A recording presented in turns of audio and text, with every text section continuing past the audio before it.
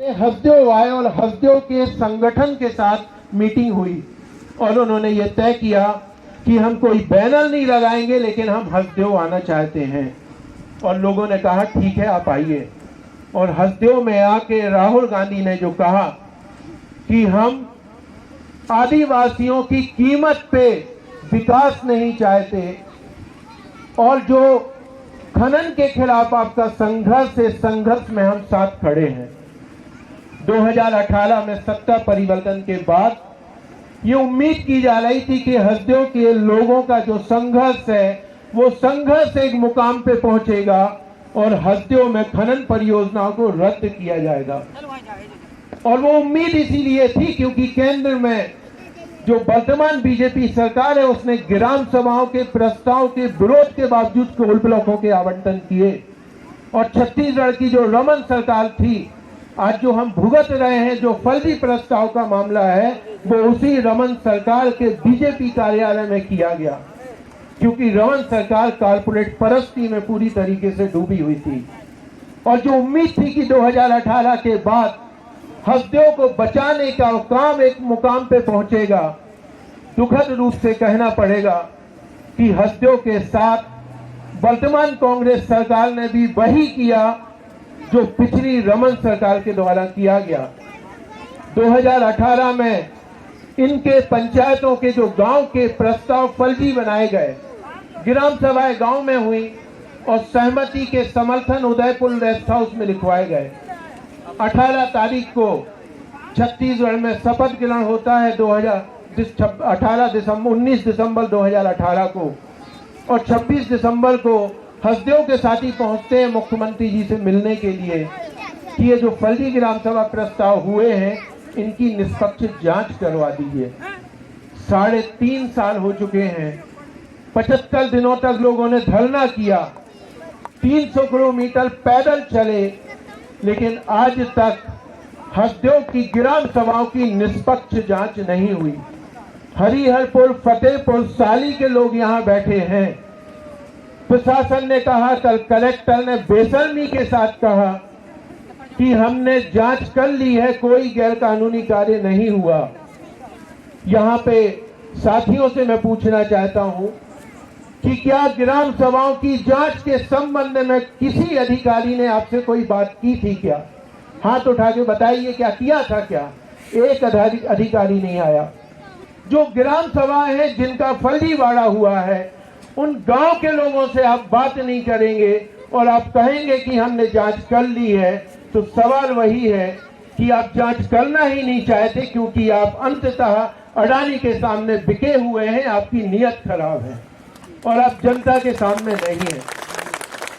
साथियों, सवाल 2 बहुत महत्वपूर्ण है हसदेव के साथ।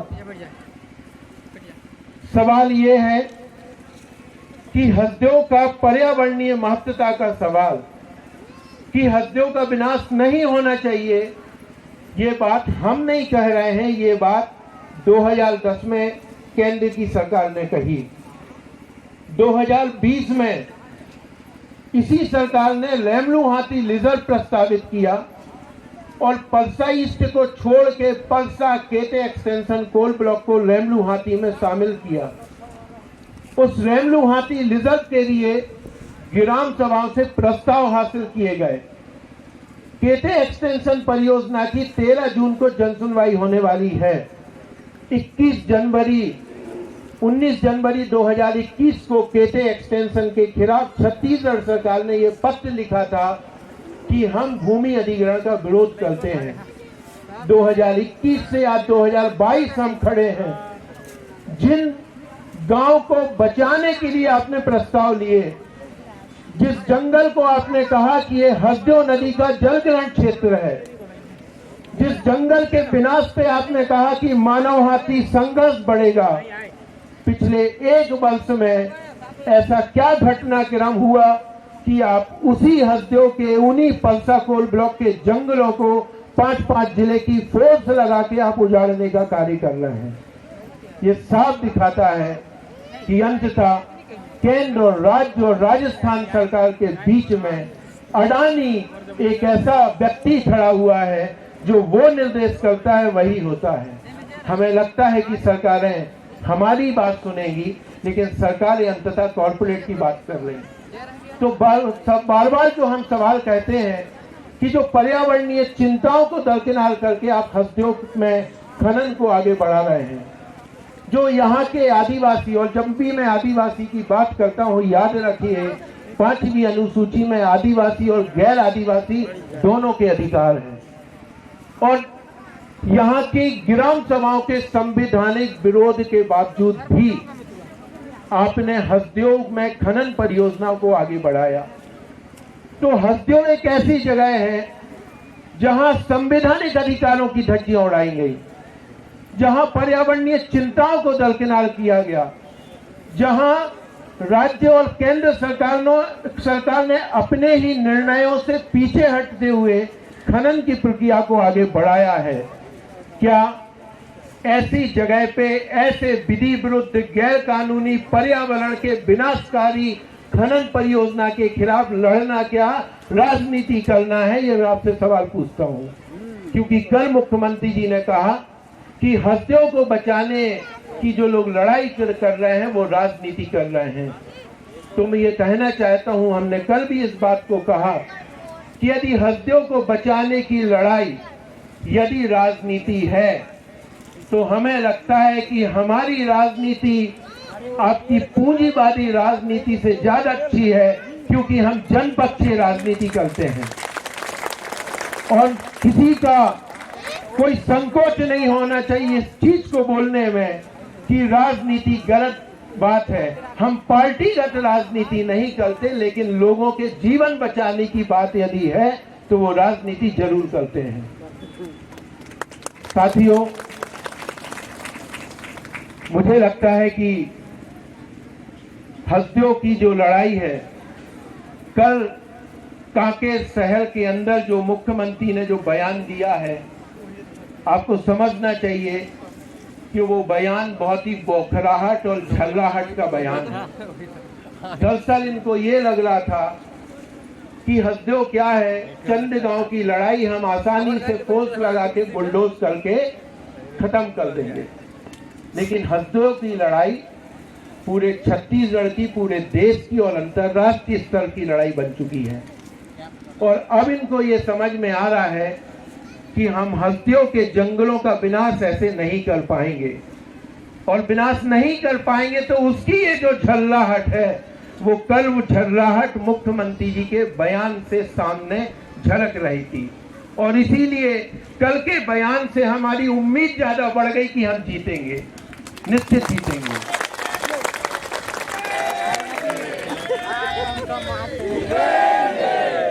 साथियों, पिछले दिनों राहुल गांधी जी का बयान आया, इसीलिए मैं माफ करिएगा, यहाँ जो साथी लोग बैठे हैं यदि वो बोलते हैं कि नाम नहीं आने चाहिए, मुझे लगता है कि कई बार नाम आने चाहिए। और नाम इसीलिए आने चाहिए क्योंकि बेईमान राजनीति का खुलासा भी होना चाहिए कि आप कहाँ खड़े हैं, आप जनता के साथ हैं या आप कॉर्पोरेट के साथ। और मुझे कोई इस बात का संकोच नहीं है कहने में कि जो केंद्र में बैठी हुई भाजपा की जो सरकार है, और मैंने बार बार इस बात को कहा है, और जब 300 किलोमीटर पदयात्रा लेके हम गए थे और मुख्यमंत्री से हमने मुलाकात की थी, तो मुख्यमंत्री जी से हमने एक ही बात कही थी कि हमें केंद्र की भाजपा मोदी सरकार से कोई उम्मीद नहीं है, क्योंकि हम देख रहे हैं कि किस तरीके से देश को बेचा जा रहा है।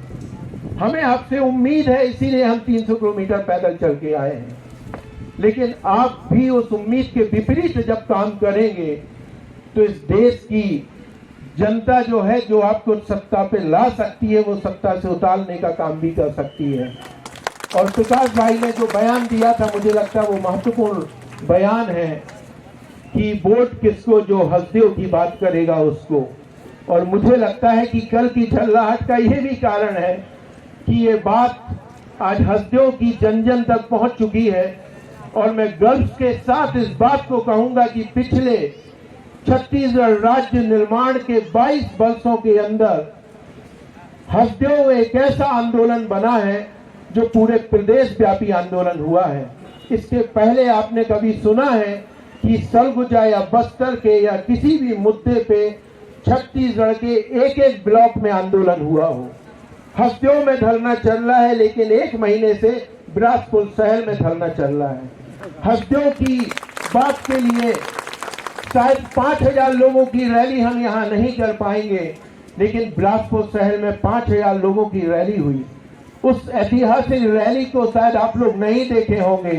रैली चल रही है शहर से, दुकान पे लोग बैठे हैं और वो दुकानदार बोल रहा है कि चलिए मैं भी साथ में चलता हूं। तो कालवा जो है ना, लोग चलते गए, कालवा बढ़ते गया। जब बिलासपुर की रैली निकली थी तो इतनी संख्या नहीं थी, लेकिन जब पहुंची तो वो संख्या देखने लायक थी, क्योंकि हर व्यक्ति ये महसूस कर रहा है कि हसदेव का जंगल कटेगा तो बिलासपुर का पानी सूखेगा, और ये लड़ाई बिलासपुर के पानी को बचाने का भी संघर्ष है। तो साथियों, मुझे लगता है कि आज का विश्व पर्यावरण दिवस है।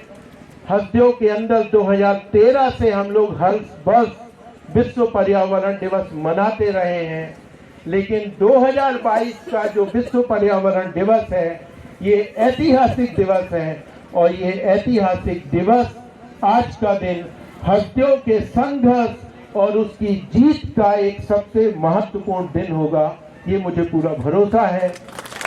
हम इस संघर्ष में निश्चित तौर पे जो साथी हमसे पूछ रहे हैं, मैं उनको एक ही बात कहना चाहता हूं कि ये निराशा का समय नहीं है, ये आशा का समय है।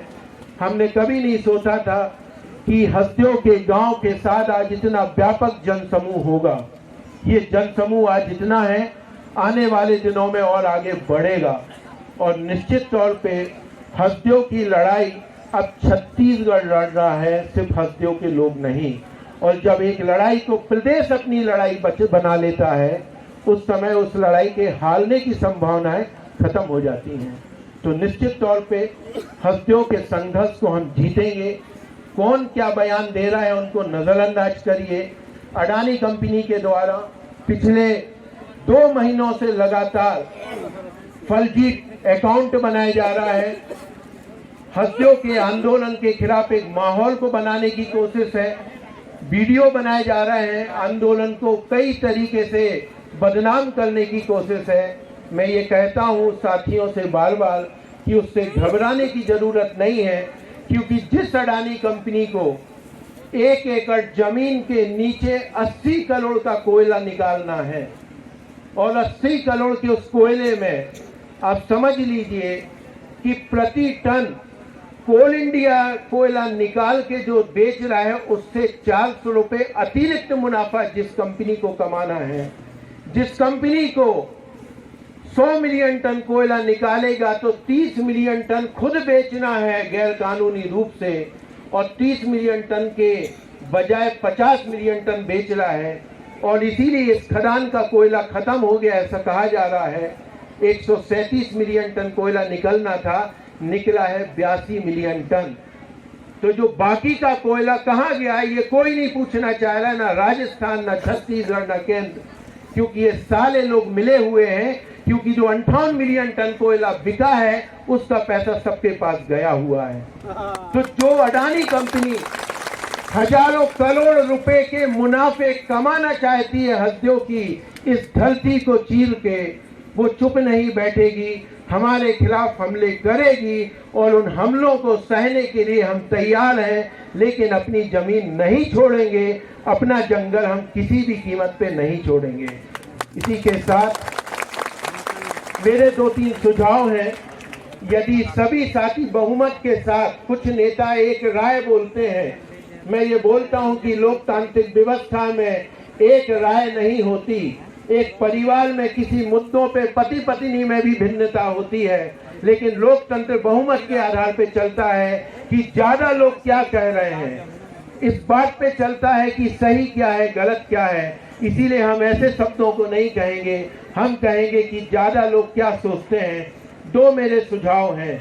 आज का जो संकल्प शिविर है, इस संकल्प शिविर में निश्चित तौर पे हम सभी लोगों को मिलकर एक शपथ लेनी चाहिए कि हसदेव के जो जंगल हैं, ये जंगल जो हमारी प्राण वायु है, ये जंगल जो हमारे जल को देते हैं, ये जंगल जो हमारे जीवन है, हमारी संस्कृति है, इसके विनाश के खिलाफ हम सामूहिक एकजुट तरीके से संघर्ष करेंगे। एक संकल्प हमको लेना चाहिए। क्या इस संकल्प के लिए सब लोग सहमत हैं? तो सम्मेलन के आखिरी में संकल्प लिया जाएगा। दूसरा मेरा एक सुझाव है, हम जानते हैं कि इस जंगल को उजाड़ने का काम अडानी कंपनी कर रहा है, और जो अडानी कंपनी हमें हमारे घरों से निकाले, जो अडानी कंपनी हमारे पानी को छीने, हमारी सांसों को छीने, क्या ऐसी कंपनी के उत्पादों को हमें खरीदना चाहिए? क्या राय है आपकी? नहीं खरीदना चाहिए।